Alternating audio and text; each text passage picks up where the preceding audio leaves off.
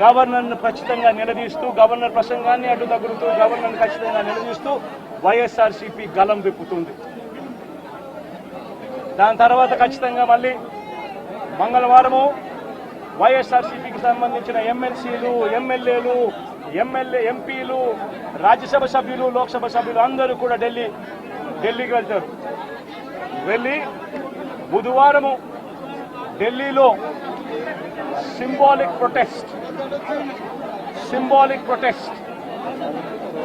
Symbolic ధర్నా ఢిల్లీలో చేసే కార్యక్రమం కూడా చేస్తాం.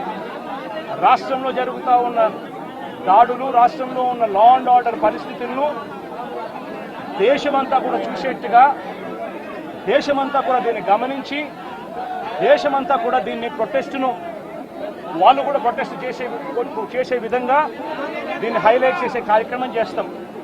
ప్రధానమంత్రి గారి అపాయింట్మెంట్ ఇప్పటికే అడగడం జరిగింది. అమిత్ షా గారిని ప్రెసిడెంట్ అపాయింట్మెంట్ కూడా అడగడం కూడా జరుగుతుంది.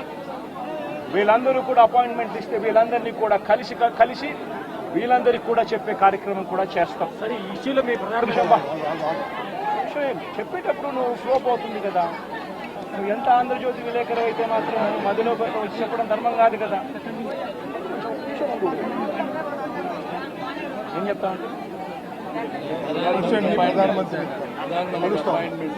సీరియస్ గా జరుగుతా ఉన్నప్పుడు ప్రకారం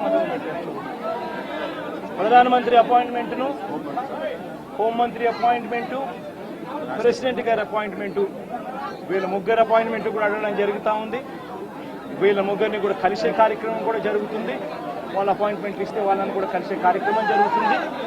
జరిగి వీళ్ళందరినీ కూడా రాష్ట్రంలో జరుగుతూ ఉన్న దిగజారిన పరిస్థితులను ఎక్స్ప్లెయిన్ చేసి, రాష్ట్రంలో ప్రెసిడెంట్ రూల్ పెట్టాల్సిన అవసరం ఎంత ఉంది అని చెప్పి కూడా గట్టిగా వాళ్ళ దృష్టికి తీసుకొని పోవడం కూడా జరుగుతుంది.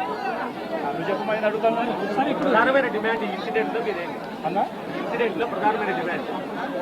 ఈ ఇన్సిడెంట్లో ప్రధానమైన డిమాండ్ ఒకటేనా, ఆ కుటుంబం ఏం పాపం చేసిందని చెప్పి ఆ కుటుంబంలో ఒక మనిషిని చంపారు.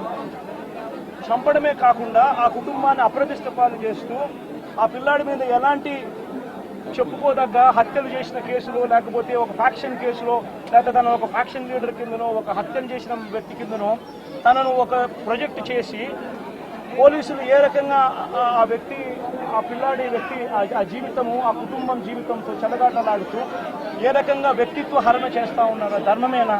లేకపోతే మీకైనా కానీ ఎవరైనా కూడా ఇదే మాదిరిగా చేసి మీరు హత్య కాబట్టి సింపథైజ్ చేయాల్సింది పోయి సింపథైజ్ చేయకపోగా మీరు హత్య రాజకీయాలు చేసి